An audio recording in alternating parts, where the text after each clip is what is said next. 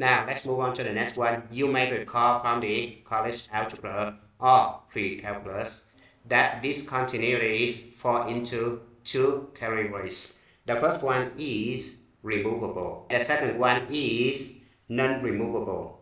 Use the following workbench below to fill in the 5 boxes in the table below, right? Now, type of discontinuities. The first one is to be non-removable. And the second one is removable. Now, graphical description. For non-removable, we have a jump and asymptote. For removable, we have a hole right here.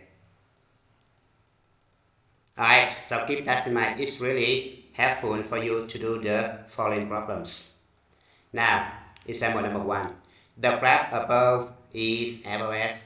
Determine all s values where f(s) is not continuous and classify each as removable or non-removable. Alright, so now you look at this one right here, write s equal -1, right?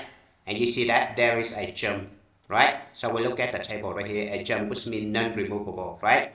And look at this one right here, you see the vertical asymptote right here, s equal 1, right? So vertical asymptote right here is going to be non-removable, right? So you need to write over here. Next one, we look at this one right here.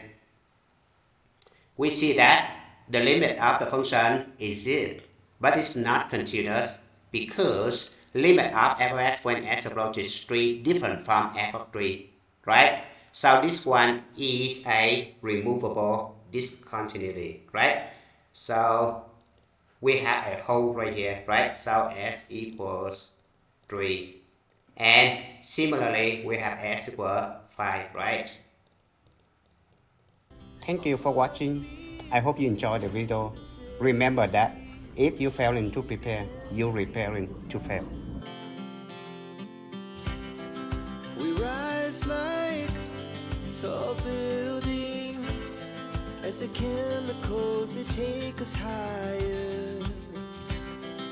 The night's young and it's just begun as she puts her hand in mine.